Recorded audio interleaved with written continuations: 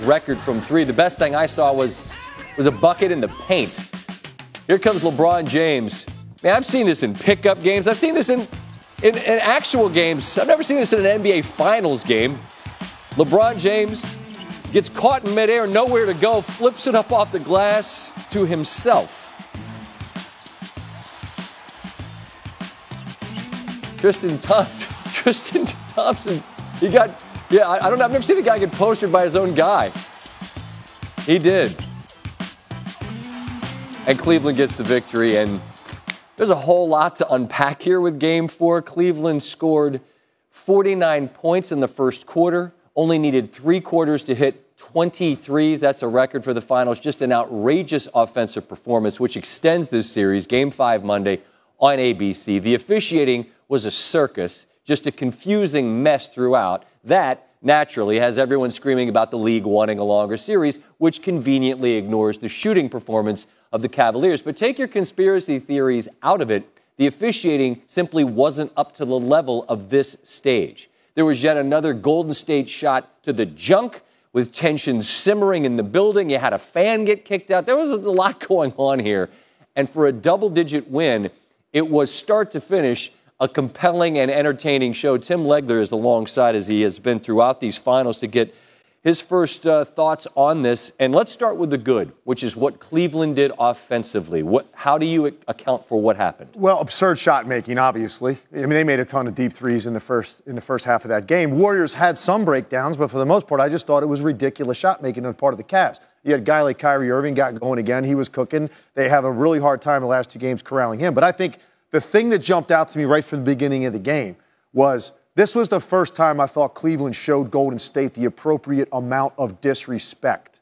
That's how they treated them early in the game. They were throwing them around on loose balls, shoving them every chance they got, holding Curry the way that they did last year when they turned the series around. He couldn't get loose, playing on the high side of them. You saw a whole lot of jerseys being held. They treated it like a desperate street fight. It's the first time they've done it in this series, and I thought they really took it to them. Look, they shot 20 free throws in the first quarter. 22, I think it ended up being. Okay, was it 22? It ended up being. LeBron got fouled at the very end. I stopped counting. Yeah, well, it was you 22 free throws in the first quarter. To me, that set the tone for the entire game. Cleveland earned some of those. I thought some of them were really questionable calls. It was very inconsistent officiated game throughout, but in the first quarter in particular, when you call that many free fouls in the beginning of the game, you're setting the tone.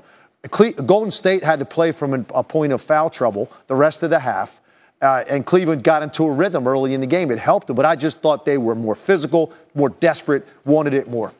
If a game is officiated like this, and it's a Wednesday between pick 2 teams, the Pelicans and the Kings, I don't care who it is, it blends into the fabric and it goes off into the ether. When a game on this stage is officiated this way, how ought it be digested? Well, for me, it's out of control with how much emotion they're allowing right at the start of the game. And they're inconsistent with how they officiate the emotion. And Draymond Green's probably the biggest culprit, but everybody was a culprit tonight. And it got away from the officials as a result. And there's so much off-the-ball contact and so much contact going on rebounds. And I guess they don't want to call everything, so they try to selectively make calls. But when you do that, you just come off inconsistent, and they missed a bunch of calls as well. Yeah, and then you're left with trying to explain who was the technical on, and then it's, oh, well, we got it wrong, and this one's on Kerr, and the other one was on Draymond. I mean, it's... Like, the problem right there with that technical is this. He calls the tech, but normally an official will point and then tee. They'll point right at somebody and then tee up, or tee up and then point right at somebody. He called the tech and walked over to the middle of the floor. So no one really knew officially who he called that on, and that's why that became controversial later when Draymond gets this one for waving at the official. We talk a ton off air, and not everything off air makes its way on air, and maybe not everything's supposed to, but you said something to me just moments ago walking in here about this was how bad this was one of the worst officiated games I've watched this year. Every single time they showed any sort of replay, it seemed like they missed it. Most of the night.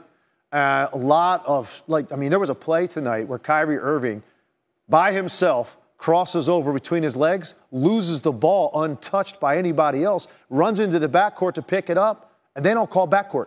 I mean, the official's 5 feet away from him. That's absolutely inconceivable to me on a finals game.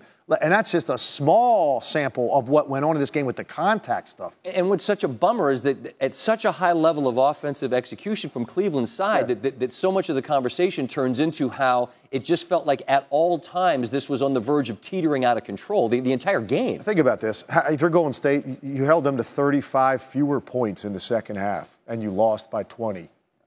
That kind of sums up Golden State's night. So I want, at the top of the list of what you want to dive into here, very layered game. Sure. The top thing has to be just the ridiculous shot making on the part of the Cleveland Cavaliers. Because, they put up 86 spot in the first half of the finals game against a great defensive team. Tim, more to come from you. Let's welcome in Vince Carter, who joins us from Cleveland. And Vince, as a guy still in the league, you know just the level of appetite a team's going to have to compete. And a lot of us wondered, would Cleveland have the will to compete? When did you know the Cavaliers arrived tonight ready to play and compete? Well, for me, the first thing I wanted to see is in the first 6 minutes, what was LeBron James going to do? Was he going to set the tone and say, hey, guys, follow me? And I knew for sure Kevin Love and Kyrie Irving would follow suit, and they did that. He put his mark on the game. He was aggressive, and he made Kevin Durant guard. Kevin Durant didn't have a great first half, and I think that's important. You have to make Kevin Durant guard. You have to make Steph Curry guard, and they did that. Tristan Thompson is not going to get talked about a ton on a night when Cleveland hits more than 23s and they score, 137 points. Right. What did he give them that will be missed? For me, I think that's what he needs to do. He needs to be the energy guy. He needs to get double-digit rebounds because when he hits the glass, I think he had 4 offensive rebounds tonight, 10 total. He gives them extra possessions, and they're allowed to shoot those threes. Now J.R. Smith gets those extra attempts, and that's what they needed to do tonight. And also, he was just drawing fouls, getting them to the free throw line, scoring with the clock stopped. If we're writing game stories, we're going to get to, obviously, the shooting, and we're going to get to what Tim was talking about in the physical kind of tone that Cleveland set, the passion that they played with. How long do we talk about this game, Vince, before we get to the role the officials played in it for you?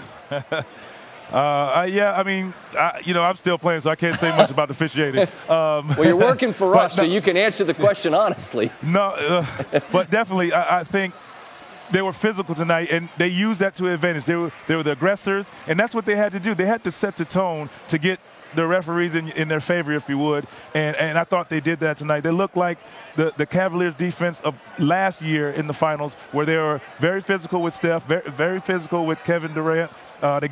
They were just taking it in there, trying to get fouls in easy baskets, and that's what they have.